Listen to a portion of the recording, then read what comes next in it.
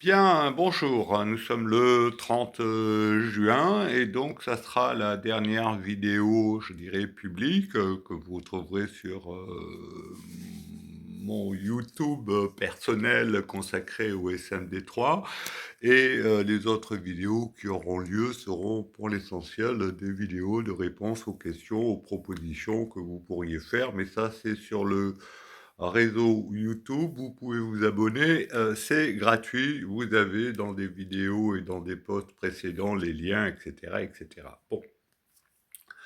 Ce qui ne va pas changer, d'accord? Vous pourrez faire tout ce que vous voudrez, c'est que au 1er janvier 2027, le mode de facturation pour la gestion des déchets ménagers et assimilés les professionnels, les entreprises, les grands services publics, ok? Tout ça passe en taxe d'enlèvement des ordures ménagères, associée à la taxe foncière. Bon, si vous ne savez pas encore comment c'est calculé, écoutez, vous allez vous renseigner, je vous ai donné des éléments, vous avez des géos pour ça, donc écoutez. Hein. Donc ça ne va pas changer. Et ça ne changera pas pendant un an jusqu'au 31 décembre 2027.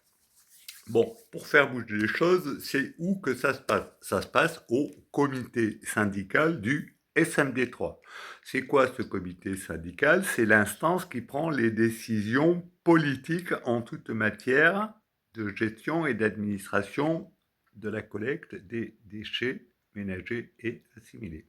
Qui sont ces délégués? Ils sont issus, ils sont 47, d'accord? Et ils sont issus des intercommunalités qui sont adhérentes au SMD3. Adhérentes parce qu'elles ont tout transféré au SMD3.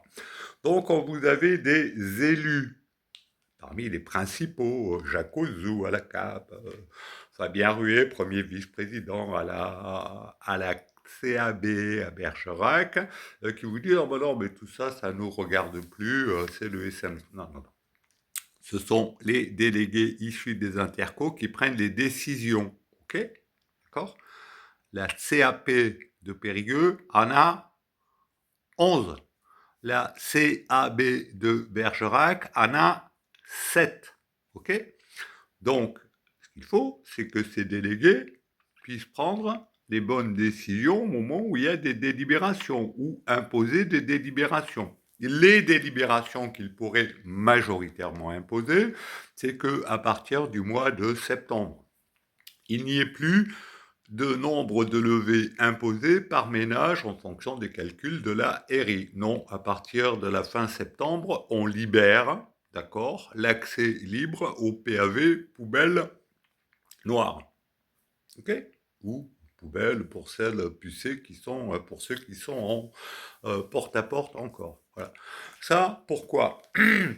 Pour la simple et bonne raison, c'est que ça va permettre aux ménages, d'accord, de ne plus faire n'importe quoi en matière de collecte de déchets de tri.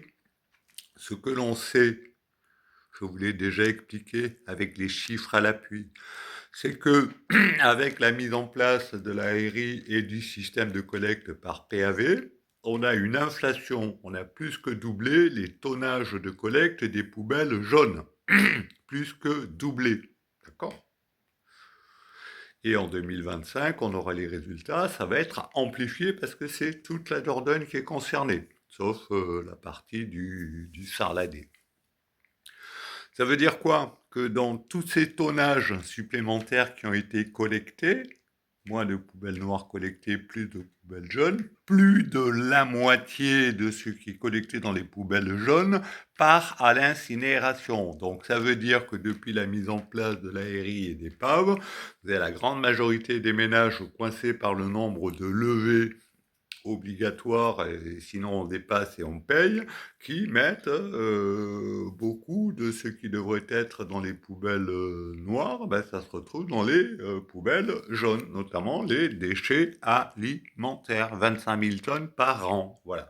Donc on demande la levée, mais ça, on ne peut le demander qu'auprès des élus des intercommunalités qui doivent en délibérer pour que leurs délégués au comité syndical imposent la levée de ça. Ensuite, écoutez, pour le reste, on verra, on a un an. On verra à condition de savoir ce que l'on veut. Est-ce qu'on veut mettre, par exemple, en place une filière de traitement, de collecte, de gestion pour la valorisation des déchets alimentaires, par exemple, comme ça se fait sur Périgueux, avec des PAV spécifiques ou des poubelles spécifiques. Voilà, alors, ça va nous libérer.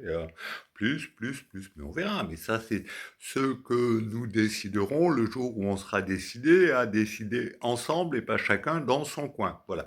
Vous avez pour ce faire un outil que vous utiliserez comme vous voudrez. Maintenant, vous vous démerdez, ok, sauf si certains veulent qu'on gamberge pour faciliter son utilisation. Vous avez aussi les éléments, vous avez aussi les liens, vous pouvez l'utiliser, la signer, la faire partager, la porter à vos élus et exiger un certain nombre de choses. Voilà, ce qu'on peut faire, c'est ça. Sinon, tout le reste,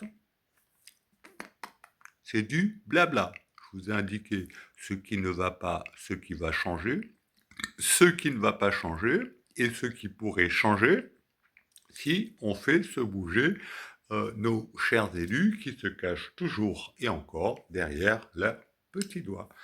Voilà, à bientôt.